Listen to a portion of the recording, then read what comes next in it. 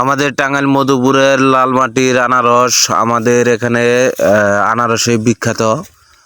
দেখেন আমাদের এখানে দুই ধরনের আনারস চাষ হয়, একটি হচ্ছে ক্যালেন্ডার আর একটি হচ্ছে জলডুঙ্গি। ক্যালেন্ডার আনারসটা আকারে একটু বড় হয় আর জলডুঙ্গিটা আকারে একটু ছোট হয়। আমি যে চারাটি লাগাচ্ছি সেটি হচ্ছে আমাদের ক্যালেন্ডার, এটা আকারে কিছুটা বড় হয়। এবছর আমার চারাটি লাগানো একটু দেরি হয়ে গেছে, এর কারণ এখানে আমি আদা এবং কচু লাগিয়েছিলাম, সেগুলো উঠিয়ে এখন আমি আনারসের চারা লাগাচ্ছি। দেখেন মোটামুটি মাটিটা তুলার মতো নরম করে নিয়েছি, তারপরে সেখানে আনারসের চারা লাগাচ্ছি এবং মাঝখানে যে কেলগুলা রয়েছে সেগুলোর ভিতরেও কিন্তু আমি আদা বা কচু দিতে পারবো। আমাদের টাঙ্গাইল মধুপুরে এই আনারসের বিখ্যাত, সবাই আমরা আনারস চাষ করি।